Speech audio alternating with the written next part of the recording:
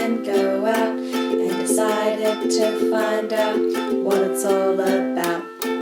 Tides are the rise and falls of the levels of the sea. The sun, moon and earth combined are the key.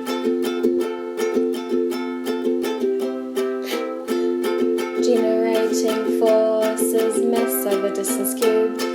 That is the equation Sir Isaac Newton used. The moon has twice the generating force of the sun, making the distance the important one. Equilibrium theory has assumptions of 3, which are popping up right now, right next to me.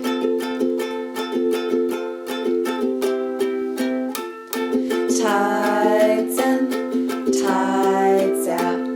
Sun and moon gravitation pulls at the oceans, bulging the water straight out towards them. The earth spin creates a centrifugal force, pushing some water out back, of course. Declination means that the bulges aren't symmetric, making our tides really quite eccentric. With diurnal, mixed and semi-diurnal tides, water level changes are different worldwide.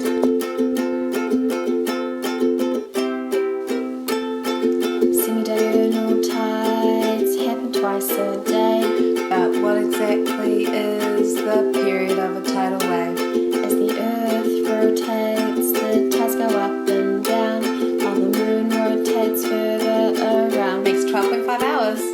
Spring tides are when sun and moon and earth align, makes low tides very low and high tides very high. Neap tides occur, which forms a triangle with the moon, earth and sun at a right angle. Neap's low tides aren't low and high tides are bleak.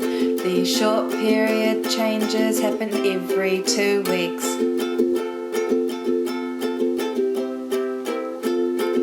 Tides in, tides out. Long period changes are caused by distance variation due to solar and lunar elliptical rotation. Perigee is when the moon and earth are closest. The closer the moon gets, the higher the tidal crest. Apogee is when the moon's the greatest distance, lessening the pull, causing tidal resistance. The solar rotations are extra long. When the earth is close to the sun, tides are called perihelion. The opposite of this is aphelion, which is when the earth's at a greater distance from the sun.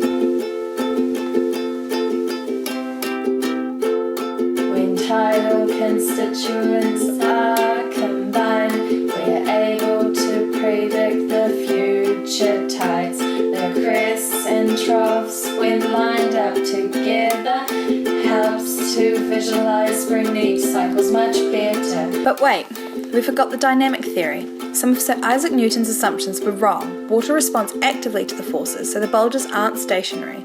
Also, we do have continents. The Earth's land masses create basins where the water is reflected off the coast and back into the basin. This, with the addition of Coriolis, makes water pile up on the edges. This causes rotary waves rather than standing waves in basins. The water rotates around in a swirl motion rather than a seesaw with a centre node, the amphidramic point, with no vertical tidal variation. This oscillation of water causes the northern hemisphere to have a clockwise rotation and southern to have a counterclockwise rotation.